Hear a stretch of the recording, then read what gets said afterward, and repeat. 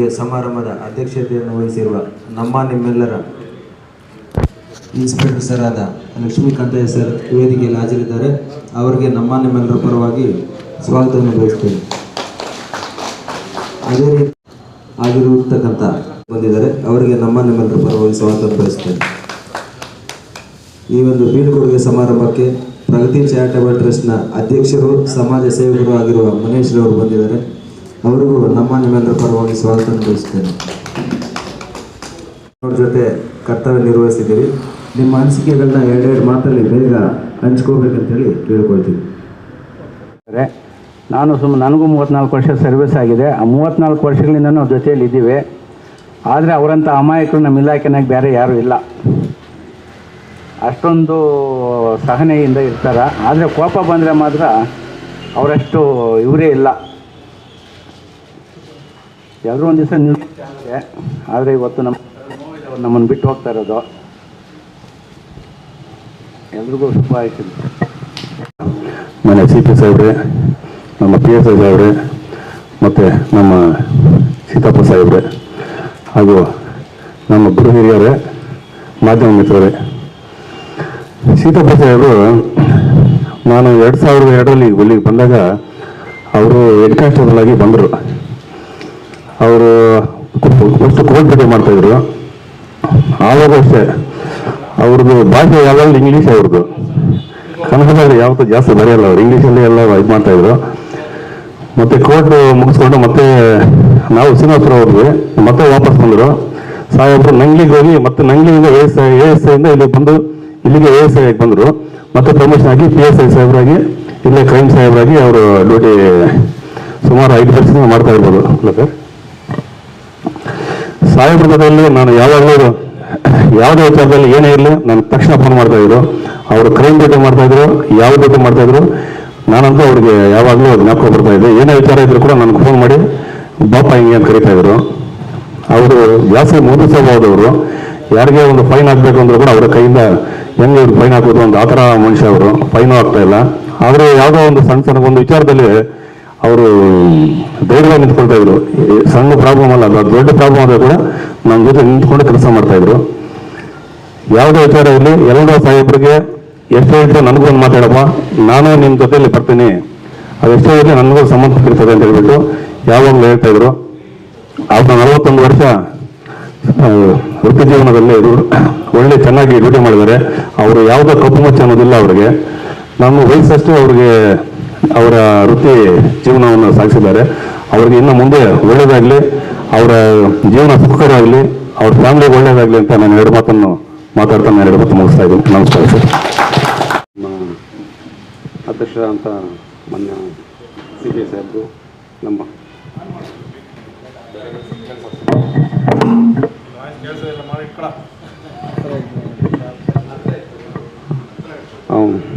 ನಮ್ಮ sub inspector ಮತ್ತು ಇಡೀ ದಿನ ನಮ್ಮ ಎಲ್ಲರ ಕೇಂದ್ರ ಬಂದಿರೋಂಥ ನಮ್ಮ ಸೀತಪ್ಪ ಸಾಹೇಬರು, ಎಲ್ರಿಗೂ ನಾನು ಮತ್ತೆ ಇಲ್ಲಿರ್ತಕ್ಕಂಥ ಎಲ್ರಿಗೂ ನನ್ನ ನಮಸ್ಕಾರಗಳು. ನಾನು ಸೀತಪ್ಪ ಸಾರ್ ಜೊತೆಯಲ್ಲಿ ಇಲ್ಲಿ ಬಂದಾಗಿಂದ ಸುಮಾರು 2 ವರ್ಷದಿಂದ ನಾವು ಅವ್ರ ಜೊತೆಯಲ್ಲಿ ಇದ್ದೀವಿ. ಈ ಟೈಮಲ್ಲಿ ಕೂಡ ಸೀತಪ್ಪ ಸಾರು ತುಂಬ ಫಿಟ್ ಆಗಿದ್ದಾರೆ ಸರ್. ನಮ್ಮನ್ನೇ ಅಲ್ಲಿ ಕುಸ್ತಿ ನಡೀತಾ ಇದೆ ಸರ್. ಕುಸ್ತಿಯಲ್ಲಿ ಶಿರಾಸನ ಹಾಕ್ತಾರೆ. ಅಲ್ಲಿ ಕುಸ್ತಿ ಮಾಡೋರು ಕೂಡ ನೋಡಿಲ್ಲ, ಒಳ್ಳೆ ಮ್ಯಾಚ್ ನಡೀತಾ ಇದೆ. MLA ಸಾರೆಲ್ಲ ಇದ್ದರು, ನೋಡ್ಕೊಂಡು ಇದ್ಬಿಟ್ರು. ಈ ವಯಸ್ಸಲ್ಲಿ ಕೂಡ ಇಷ್ಟು ಮೇಂಟೆನೆನ್ಸ್ ಮಾಡಿರೋದು ನಮ್ಮ ಇಲಾಖೆಯಲ್ಲಿ ಅದೊಂಥರ ಗ್ರೇಟ್ ಸರ್. ಮತ್ತಿನ್ನೊಂದು ತುಂಬ ಶಾಂತ ಸ್ವಭಾವದವರು. ಎಷ್ಟೇ ಟೆನ್ಷನ್ ಬರಲಿ ತುಂಬ ಕೂಲಾಗಿ ಹ್ಯಾಂಡಲ್ ಮಾಡ್ತಾಯಿದ್ರು. ದೇವ್ರದ್ದು ಅವ್ರಿಗೆ ಆರೋಗ್ಯ ಚೆನ್ನಾಗಿಟ್ಟಿರಲಿ ಅಂತ ಜೈ ಹಿಂದ್ ಸರ್. ಹಾಜರಿರ್ತಕ್ಕಂಥ ನಗರ ಠಾಣೆ PSI ಆದ ಮಂಜುನಾಥ್ರವರೇ, ಹಾಗೂ ಸಮಾರಂಭದ ಕೇಂದ್ರ ಬಿಂದು ನಮ್ಮೆಲ್ಲರ ನೆಚ್ಚಿನ PSI ಸೀತಪ್ಪನವರೇ, ಹಾಗೂ ಸಹಾಯಕ ಕೃಷಿ ಅಧ್ಯಕ್ಷರಾದ ಮಾನ್ಯ ರವಿಯವರೇ, ಹಾಗೂ ಪ್ರಗತಿ ಚಾರಿಟಬಲ್ ಟ್ರಸ್ಟ್ನ ಅಧ್ಯಕ್ಷರಾದಂಥ ಮನೇಶ್ ಅವರೇ, ಹಾಗೂ ನಮ್ಮ ನಗರ ಠಾಣೆ ಎಲ್ಲ ಸಿಬ್ಬಂದಿ ವರ್ಗದವರೇ, ಹಾಗೂ ಬಂದಿರತಕ್ಕಂಥ ಎಲ್ಲ ಮಾಧ್ಯಮ ಮಿತ್ರರೇ. ಈ ದಿನ ನಮ್ಮ ನಗರ ಠಾಣೆಯಲ್ಲಿ PSI ಆಗಿದ್ದಂಥ ಸೀತಪ್ಪನವರು 41 ವರ್ಷಗಳ ಕಾಲ ಇಲಾಖೆಗೆ ಸೇವೆ ಸಲ್ಲಿಸಿ ಈ ದಿನ ವಯೋನಿವೃತ್ತಿ ಹೊಂದ್ತಾ ಇದ್ದಾರೆ. ಸೀತಪ್ಪನವರು ಕಳೆದ ನಾನು ಇಲ್ಲಿಗೆ ಬಂದು ಒಂದು 9 ಮಂತ್ಸ್ ಆಗಿದೆ. ಕಳೆದ 9 ತಿಂಗಳಿಂದ ನನಗೆ ಗೊತ್ತು. ಈ ಕಳೆದ 1 ವರ್ಷದಿಂದ ಈ ಠಾಣೆಯಲ್ಲಿ ಸಬ್ ಇನ್ಸ್ಪೆಕ್ಟರ್ ಇರಲಿಲ್ಲ. ಆ ಟೈಮಲ್ಲಿ ಸೀತಪ್ಪನವರು ಯಶಸ್ವಿಯಾಗಿ ನಗರ ಠಾಣೆಯನ್ನು ಮುನ್ನಡೆಸಿದ್ದಾರೆ. ಹಾಗೆ ನನಗೆ ಹೆಗಲ ಜೊತೆ ನನ್ನ ಜೊತೆ ಸಾಥ್ ಕೊಟ್ಟು ಈ ನಗರ ಠಾಣೆಯಲ್ಲಿ ನಾನು ಹೊಸದಾಗಿ ಬಂದಿರೋ ಕೂಡ ನನ್ನ ಜೊತೆ ಕೊಟ್ಟು ನನಗೆ ಸಹಕರಿಸಿದ್ದಾರೆ. ಇಲ್ಲ ಒಂದು PSI ಇಲ್ಲ ಅಂದರೆ ಭಾಳ ಕಷ್ಟ ಆಗ್ತಿತ್ತು. ಹೊಸದಾಗಿ ಬಂದಾಗ ಈ ನಗರ ಠಾಣೆಯಲ್ಲಿ ಒಬ್ಬ PSI ಬೇಕು. ಅವ್ರಿಗೆ ಆಯ್ತು ವೃತ್ತಿಯಂಶನಿದ್ದಾರೆ ಎಂದು ಕೂಡ ಆದರೂ ನಾನು ಅವ್ರ ಜೊತೆ ಅವ್ರ ಸೇವೆಯನ್ನು ಮ್ಯಾಕ್ಸಿಮಮ್ ಯುಟಿಲೈಸ್ ಮಾಡ್ಕೊಂಡಿದ್ದೀನಿ. ಅವ್ರಿಗೆ ಫ್ರೀ ರೆಸ್ಟ್ ಕೊಟ್ಟಿಲ್ಲ, ನಾನು ಮ್ಯಾಕ್ಸಿಮಮ್ ಕೆಲಸ ಕೊಟ್ಟಿದ್ದೀನಿ. ಏನಿಸಿದಪ್ಪ, ಅವರು ನೈಟ್ ರೌಂಡ್ ಮಾಡಿದ್ರು ಕೂಡ ಬೆಳಿಗ್ಗೆ ಬೇಗ ಬನ್ನಿ ಅಂತಂದರೆ ಬಂದ್ಬಿಡೋರು. ಯಾಕೆಂದರೆ ಇಲ್ಲಿ PSI ಎಲ್ಲ ಮುಳುಬಾಗ ಸೆನ್ಸಿಟಿವ್ ಅಂತಂದು ಬೆಳಿಗ್ಗೆ ಬೇಗ ಬಂದಿರೋರು. ಆಮೇಲೆ ಯಾವತ್ತೂ ಕೂಡ ಯಾವುದೇ ಕೆಲಸ ಹೇಳಿದ್ರು ಅವರಲ್ಲಿ ಒಂದು ಗುಣ ಅಂತಂದರೆ ವಿಧೇಯತೆ. ಆಫೀಸರ್ಸ್ಗೆ ಯಾವತ್ತೂ ಅವ್ರು ಎದುರೇ ಮಾತಾಡೋರು ಇದುವರೆಗೂ. ಅವ್ರು ಸಬ್ ಇನ್ಸ್ಪೆಕ್ಟರ್ ಆದರೂ ಕೂಡ ನನಗೆ ಒಂದೇ ಒಂದಿನ ಸರ್ ಈ ಥರ ನಾವು ಹೇಳಿಕೆ ಉಲ್ಟಾ ಇಲ್ಲ ಆಗಲ್ಲ ಅಂತ ಒಂದೇ ಒಂದಿನ ಅವ್ರು ಯಾವತ್ತೂ ಮಾತಾಡಿಲ್ಲ. ಅದು ನಮ್ಮ ಎಲ್ಲ ಇತ್ತೀಚೆಗೆ ಬಂದಂಥ ಎಲ್ಲ ಸಿಬ್ಬಂದಿಗೂ ಅದು ಅನುಕರಣೀಯ. ನಮ್ಮದು ಡಿಸಿಪ್ಲಿನ್ ಡಿಪಾರ್ಟ್ಮೆಂಟು, ಯೂನಿಫಾರ್ಮ್ ಫೋರ್ಸ್. ನಾವೆಲ್ಲರೂ ನಮ್ಮಲ್ಲಿ ಹೈರಾರ್ಕಿ ಇದೆ. ಸೀನಿಯರ್ ಆಫೀಸರ್ಸ್ ಹೇಳಿದರೆ ನಾವು ಒಬ್ಬೇ ಮಾಡಬೇಕು. ಅದೇ ರೀತಿ ಎಲ್ಲರೂ ಕೂಡ ಎಲ್ಲ ಸಿಬ್ಬಂದಿ ವರ್ಗದವರು. ಆದ್ದರಿಂದ ಒಬ್ಬರಿಂದ ಒಬ್ಬರ ಸಹಕಾರದಿಂದ ನಮ್ಮ ಇಲಾಖೆ ಇರೋದು. ಹಾಗಾಗಿ ಇತ್ತೀಚಿನ ಸಿಬ್ಬಂದಿಗಳೆಲ್ಲ ಸ್ವಲ್ಪ ವಿದ್ಯಾವಂತರಿರ್ತಾರೆ, ಗ್ರಾಜ್ಯುಯೇಟ್ಸ್ ಇರ್ತಾರೆ. ಹಾಗಾಗಿ ಸ್ವಲ್ಪ ಹೇಳಿದಕ್ಕೆ ಏನಾದರೂ ಅವರಿಂದ ಒಂದು ರಿಪ್ಲೈ ಬರ್ತದೆ. ಆದರೆ ಇವರು ಹಳೆಯ ಸಿಬ್ಬಂದಿ ಆಗಲ್ಲ, ಅವರಲ್ಲಿ ಒಬ್ರಿಯನ್ಸ್ನ ತುಂಬ ಜಾಸ್ತಿ ಇದೆ. ಅವ್ರು ಯಾವತ್ತೂ ಕೂಡ ಅಧಿಕಾರಿಗಳು ಎದುರಿಗೆ ಮಾತಾಡಲ್ಲ. ಅದೇ ರೀತಿ ನಮ್ಮ ಸೀತಪ್ಪನವರು ಕೂಡ ಭಾಳ ವಿಧೇಯರಾಗಿ ನಮ್ಮ ಇಲಾಖೆಯಲ್ಲಿ ಸೇವೆ ಸಲ್ಲಿಸಿದ್ದಾರೆ. ಅವರ 41 ವರ್ಷದಲ್ಲಿ ಯಾವುದೇ ಒಂದೇ ಒಂದು ಕಪ್ಪು ಚುಕ್ಕಿ ಇಲ್ದಂಗೆ ಸರ್ವಿಸ್ ಮಾಡಿದ್ರೆ ಅಂದರೆ ಅವರು ಯಾವ ರೀತಿ ಸರ್ವಿಸ್ ಮಾಡಿರೋದಕ್ಕೆ ಅದೇ ಒಂದು ಕೈಗನ್ನಡಿ. ಅವರು ಉತ್ತಮ ಇದುವರೆಗೂ ಈ 60 ವರ್ಷ ಆದರೂ ಕೂಡ ಅವರು 60 ವರ್ಷ ಅನ್ಸಲ್ಲ, ಭಾಳ ಉತ್ತಮವಾಗಿ ಆರೋಗ್ಯ ಮೇಂಟೈನ್ ಮಾಡಿದ್ದಾರೆ. ಅವ್ರಿಗೆ ಸ್ವಲ್ಪ ಕೂಡ ನೋಡಿ ಹೊಟ್ಟೆ ಮೇಂಟೈನ್ ಮಾಡಿದ್ದಾರೆ, ಹೊಟ್ಟೆ ಸ್ವಲ್ಪ ಇಲ್ಲ ಅವ್ರಿಗೆ. ಉತ್ತಮ ಒಳ್ಳೆ ಸ್ಪೋರ್ಟ್ಸ್ ಕೂಡ ಅವರು, ಉತ್ತಮ ಯೋಗಪಟು, ಉತ್ತಮ ಗಾಯಕರು, ಚೆನ್ನಾಗಿ ಆಡ್ತಾರೆ. ಅಷ್ಟೇ ಅಲ್ಲದೆ ಚೆನ್ನಾಗಿ ಇಂಗ್ಲೀಷ್ ಮಾತಾಡ್ತಾರೆ. ಆಮೇಲೆ ನಾನು ಈ ಟ್ರಾಫಿಕ್ ಅವೇರ್ನೆಸ್ ಅವೆಲ್ಲ ಕ್ರೈಮ್ ಪ್ರಿವೆನ್ಷನ್ ಅಂತಲ್ಲಿ ಮಾತಾಡಬೇಕಾದ್ರೆ ಕಾಲೇಜ್ಗಳಿಗೆ ವಿಸಿಟ್ ಕೊಟ್ಟು ಒಂದು ಸ್ಪೀಚ್ ಕೊಡ್ತಾರಪ್ಪ ಅಂದರೆ ಹೋಗಿ ಆರಾಮ್ ಫಸ್ಟ್ ಕ್ಲಾಸ್ ಸ್ಪೀಚ್ ಕೊಟ್ಬಿಟ್ಟು ಬರೋರು. ನಾನು ಸುಮಾರು ನೋಡಿದ್ದೀನಿ, ಯೂಟ್ಯೂಬಲ್ಲೆಲ್ಲ ಸ್ಪೀಚ್ ಕೊಟ್ಟಿರೋಲ್ಲ ಅಪ್ಲೋಡ್ ಆಗಿದೆ. ಹೋಗಿ ಟ್ರಾಫಿಕ್ ಅವೇರ್ನೆಸ್ ಬಗ್ಗೆ ಅವ್ರ ನಾಲೆಡ್ಜ್ ಎಷ್ಟಿದೆ ಅದ್ರ ಬಗ್ಗೆ ಭಾಳ ಚೆನ್ನಾಗಿ ವಿದ್ಯಾರ್ಥಿಗಳಿಗೆ ಅವ್ರಿಗೆಲ್ಲ ಅರ್ಥ ಆಗೋ ರೀತಿಯಲ್ಲಿ ಎಕ್ಸ್ಪ್ಲೈನ್ ಮಾಡಿ ಬರ್ತಾ ಇದ್ರು. ಹಾಗೆ ಆ ರೀತಿಯೆಲ್ಲ ನೋಡಿದಾಗ ಅವರು ಎಲ್ಲ ರೀತಿಯಲ್ಲೂ ಎಲ್ಲ ಫೀಲ್ಡಲ್ಲೂ ಇದ್ದಾರೆ. ಅವರು ಇಲಾಖೆಗೆ ಒಂದು ಅಸೆಟ್ ಅಂತ ಹೇಳ್ಬೋದು. ಹಾಗಾಗಿ ಅವರು ಈ ದಿನ ವಯೋನಿವೃತ್ತಿ ಅಂತ ಇದ್ದಾರೆ. ಅವ್ರಿಗೆ 2 ಮಕ್ಕಳು ಇರೋ, ಗಂಡು ಮಕ್ಕಳು, 2 ಕೂಡ ಇಂಜಿನಿಯರ್ಸು. ಹೌದಲ್ಲ, ಇಂಜಿನಿಯರ್ಸು ಭಾಳ ಚೆನ್ನಾಗಿದ್ದಾರೆ. ಹಾಗಾಗಿ ಅವರು ಸಂಸ್ಕಾರದಿಂದ ಇರೋದ್ರಿಂದ ಅವ್ರ ಫ್ಯಾಮಿಲಿ ಭಾಳ ಚೆನ್ನಾಗಿ ಸೆಟ್ಲ್ ಆಗಿದ್ದಾರೆ. ಅವ್ರ ಫ್ಯಾಮಿಲಿಯವ್ರಿಗೆ ಎಲ್ಲರಿಗೂ ಒಳ್ಳೇದಾಗಲಿ ಭಗವಂತ. ಸೀತಪ್ಪನವ್ರಿಗೆಲ್ಲ ಭಗವಂತ ಅವ್ರಿಗೂ ಫ್ಯಾಮಿಲಿಯವ್ರಿಗೂ ಆಯುಷು ಆರೋಗ್ಯ ಎಲ್ಲ ಕೊಟ್ಟು ಸಂತೋಷದಿಂದ ನಿವೃತ್ತಿಯನ್ನು ಕಳೀಲಿ. ಅವರು ಇನ್ನೂ ಏನಾದರೂ ಬೇಜಾರಾದರೆ ನಾನು ತೋರಿಸ್ತೀನಿ, ನಾವೆಲ್ಲೇ ಇತ್ತು ಹೋಗಲ್ಲ, ಬೇರೆ ಎಲ್ಲೂ ಹೋಗಲ್ಲ, ಬಂದು ಠಾಣೆ ಜೊತೆ ಬಂದು ಏನಾದರೂ ಅವರ ಸೇವೆ ಇಲ್ಲ ಏನಾದರೂ ನಾವು ಅವರಿಂದ ಪಡ್ಕೊಳ್ತೀವಿ. ಸೀತಪ್ಪ ಯಾವಾಗಲೂ ನಮಗೆ ಪೊಲೀಸ್ ಠಾಣೆ ಸೀತಪ್ಪನವ್ರಿಗೋಸ್ಕರ ತೆರೆದಿರ್ತದೆ. ನನಗೆ ಮಾತಾಡಲಿಕ್ಕೆ ಇಲ್ಲಿ ಕರೆದು ಈ ಸಮಾರಂಭ ಆಯೋಜನೆ ಮಾಡಿ ಮಾತಾಡಲಿಕ್ಕೆ ಅವಕಾಶ ಕೊಟ್ಟಂತ ಎಲ್ರಿಗೂ ಹೊಂದಿಸಿ ನನ್ನ ಮಾತುಗಳನ್ನ ಮುಗಿಸ್ತೀನಿ. ಪೊಲೀಸ್ ಠಾಣೆಗೆ ಬಂದು ಸುಮಾರು 1.5 ತಿಂಗಳ ಕಾಲ ಆಯಿತು. ನಾನು ಹಿಂದೆ ನನಗೆ ಪೋಸ್ಟಿಂಗ್ ಇಲ್ಲಿಗೆ ಆದೇಶ ಆದಾಗ ಅಲ್ಲಿ ಯಾರೊಬ್ಬರು ಕ್ರೈಮ್ PSI ನಡೆಸ್ತಾ ಇದ್ದಾರೆ ಅಂತೇಳಿ ಅನ್ನಿಸ್ತು. ಇಲ್ಲಿ ಮೊದಲಿನೂ ಕಮ್ಯುನಲ್ ಇಶ್ಯೂಸ್ ಇದೆ ಅಂತ ಹೇಳ್ಬಿಟ್ಟು ಮಾತು ಇರ್ತಿತ್ತು. ಆದ್ರೂ ಇಲ್ಲಿಗೆ ಬಂದಮೇಲೆ ಗೊತ್ತಾಯ್ತು ಅವ್ರ ಕಾರ್ಯವೈಖರಿ ಹೆಂಗಿದೆ ಅಂತ. ನಮ್ಮ ಚಾರ್ಲಿ ಸರ್ ಹೇಳ್ದಂಗೆ ಅವ್ರು ಯಶಸ್ವಿಯಾಗಿ 9 ತಿಂಗಳ ಕಾಲ ಇಲ್ಲಿ ಎಲ್ಲಾಂಡ್ರೂ ಸಬ್ ಇನ್ಸ್ಪೆಕ್ಟರ್ ಇಲ್ಲದೇ ಇದ್ರೂ ಎಲ್ಲಾಂಡ್ರೂ ಸಬ್ ಇನ್ಸ್ಪೆಕ್ಟ್ರು ಜೊತೆ ಕ್ರೈಮ್ 2 ಮೇಂಟೈನ್ ಮಾಡ್ಕೊಂಡು ಬಂದಿದ್ದಾರೆ. ಮತ್ತು ಪಬ್ಲಿಕಲ್ಲೂ ಒಳ್ಳೆ ಹೆಸರು ಇಟ್ಕೊಂಡಿದ್ದಾರೆ, ಮತ್ತು ಒಳ್ಳೆ ಆರೋಗ್ಯನೂ ಉಳಿಸ್ಕೊಂಡಿದ್ದಾರೆ.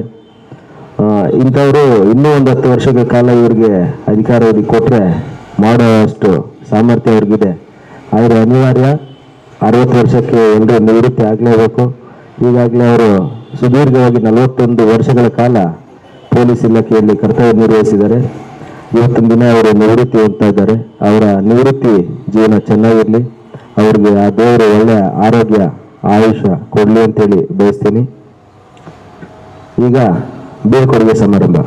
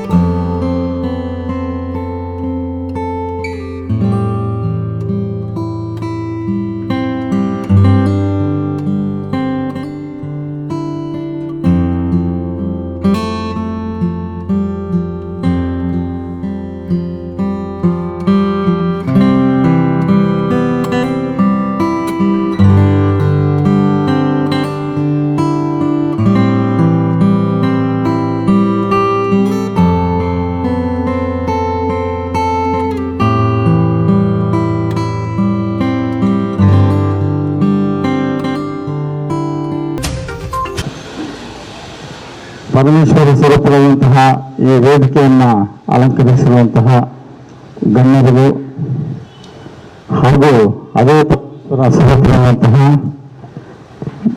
ಮಾಧ್ಯಮ ಮಿತ್ರರು ಹಾಗೂ ಸಿಬ್ಬಂದಿ ವರ್ಗದವರಿಗೆ ನನ್ನ ನಮಸ್ಕಾರಗಳು.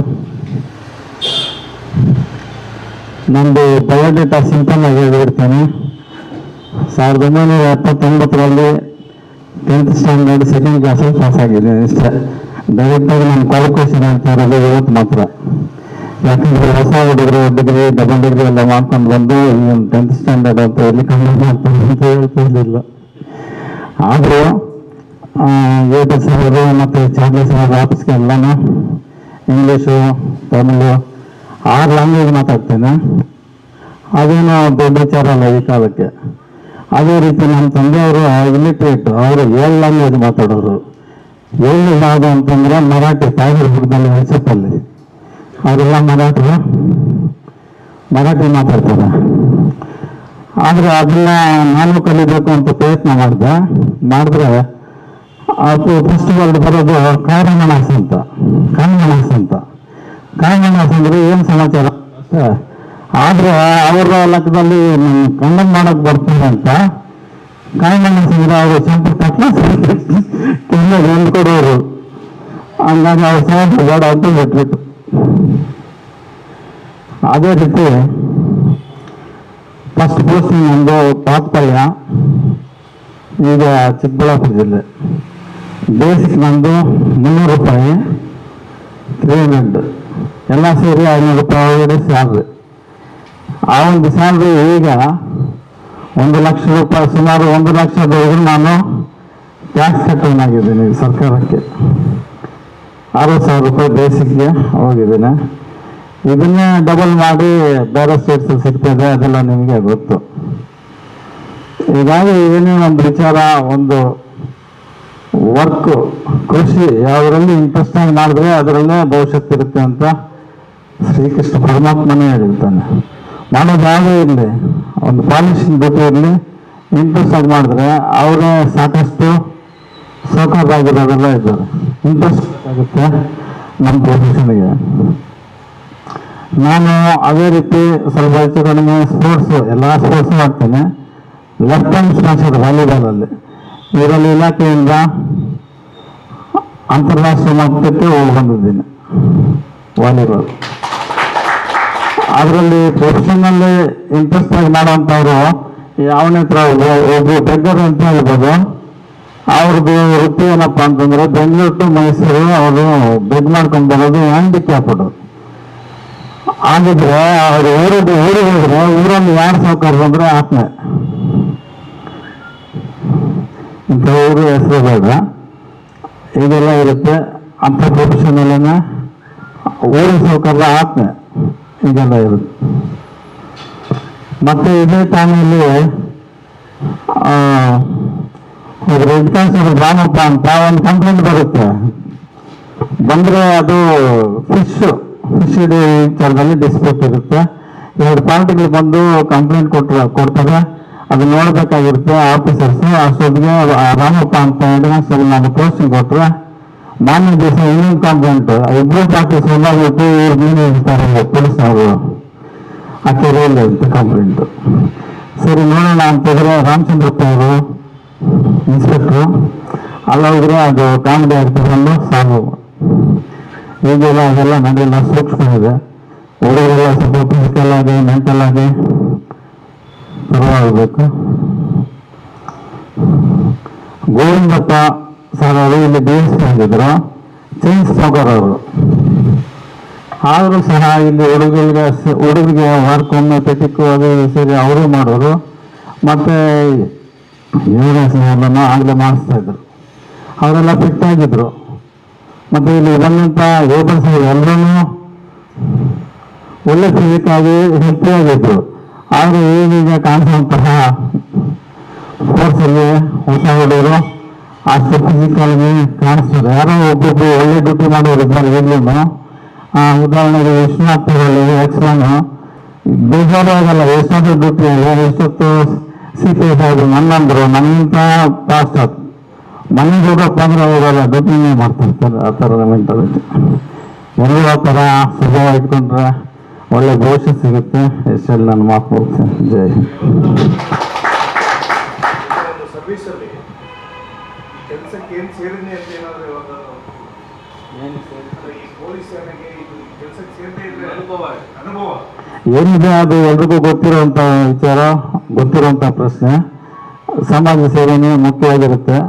ಮೇನ್ ಇಂಟೆನ್ಷನ್ ಅದು. ನೆಕ್ಸ್ಟು ಜೀವನೋಪಾಯ ಅನ್ಬೋದು. ಪೊಲೀಸ್ ಇದರಲ್ಲಿ ಏನಕ್ಕೆ ಈ ಕೆಲಸಕ್ಕೆ ಯಾಕಂದ್ರೆ ಜಾಸ್ತಿ ಇರುತ್ತೆ. ಇವಾಗ 24 hours ಅಲರ್ಟ್ ಆಗಿರಬೇಕು. ಏನಕ್ಕಪ್ಪ ಈ ಕೆಲಸಕ್ಕೆ ನಾನು ಸೇರಿದೆ ಪೊಲೀಸ್ ಡ್ಯೂಟಿಗೆ ಅಂತ ಯಾವಾಗ ಕಾರಣ? ಆ ಥರ ಮೆಂಟಾಲಿಟಿ ತಂದ್ಕೊಂಡ್ಬಿಟ್ರೆ ಮನುಷ್ಯ ಯಾವುದೇ ಡಿಪಾರ್ಟ್ಮೆಂಟ್ ಇರಲಿ, ಯಾವುದೇ ಪ್ರೊಫೆಷನ್ ಇರಲಿ ಡ್ಯೂಟಿ ಮಾಡೋಕ್ಕಾಗಲ್ಲ. ಈಗ ಎಕ್ಸಾಂಪಲ್ಗೆ ನಮ್ಮ DSP ಸಾಹೇಬರು ಬಂದಿದ್ದಾರೆ ನೋಡಿ, ಅವರು ಗಮನಿಸಿ ನೋಡಿ, ಯಾವುದೇ ಒಂದು ಪ್ರೊಫೆಷನ್ ಇರಲಿ, music is international language of man kind ಅಂತಾರೆ. ಅದನ್ನ ಎಂಜಾಯ್ ಮಾಡ್ತಾ ಇರ್ತಾರೆ ಸುಮಾರು ಆಫೀಸರ್ಸು. ಅವ್ರ ಜೊತೆ ಇಲ್ಲಿ ಎಂಜಾಯ್ಮೆಂಟ್ ನಾವು ಶೇರ್ ಮಾಡ್ಕೊಳ್ಬೇಕು. ಅಂಥ ಪರಿಸ್ಥಿತಿಯಲ್ಲಿ ಅದು ಪ್ಲಸ್ ಕಾಣಿಸಲ್ಲ, ಅದು ವರ್ಕಾಗಿ ಕಾಣಿಸಲ್ಲ. ನಾವು ಎಂಜಾಯ್ ಮಾಡ್ತಾ ಇರ್ತೀವಿ, ನಮ್ಮ ವರ್ಕು ನಡೀತಾ ಇರುತ್ತೆ. ಆ ಥರ ನಿವೃತ್ತಿ ಅಂದಮೇಲೆ ಅಲ್ಲೇ ಇದೆಯಲ್ಲ ಮೀನಿಂಗು, ನಿವೃತ್ತಿನೇ.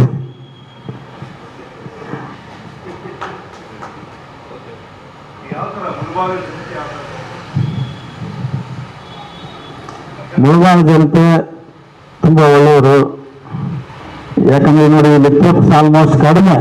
ಬೇರೆ ಕಡೆ ಕಂಪೇರ್ ಮಾಡಿದ್ರೆ ತುಂಬ ಕಡಿಮೆ. ಎಲ್ಲರದ್ದೇ ತಗೊಳ್ಳಿ, ಟ್ರಿಪ್ ಆಗಿರೋಂಥ CRC ತುಂಬ ಕಡಿಮೆ ಇದೆ. ಆಗಿರೋದ್ರಲ್ಲಿನೂ ಕೆಲವೆಲ್ಲ ಬೆಂಗಳೂರಲ್ಲಿ ಕೇಸ್ ಆಯಿತು, 2 years. ಹಂಗೆ ನಾವು ಅವ್ರದ್ದೆಲ್ಲ ಹಿಡಿದು ನಾವು ಕಳಿಸಿದ್ವಿ. ಈ ಥರ ಇಲ್ಲಿ ಟ್ರಿಪ್ ಮಾಡೋಂಥದ್ದು ಅಲ್ಲೇ ಸೇಲ್ ಮಾಡ್ತಾರೆ, ಅಲ್ಲಾಗಿದ್ದು ಇಲ್ಲಿ ಬಂದು ಸೇಲ್ ಮಾಡ್ತಾರೆ. ನಿವೃತ್ತಿ ಅಂತಂದಮೇಲೆ we are all supposed to live wise and truth manner, but most of us don't it. As a result, we are all poor in all respects. To this wise and truth manner, God will promote us into spiritual life. If we experience spiritual life, God will make us way to heaven in spite of hell, or makes our enlightenment in civil ways. ಅರ್ಥ ಆಮೇಲೆ thank you.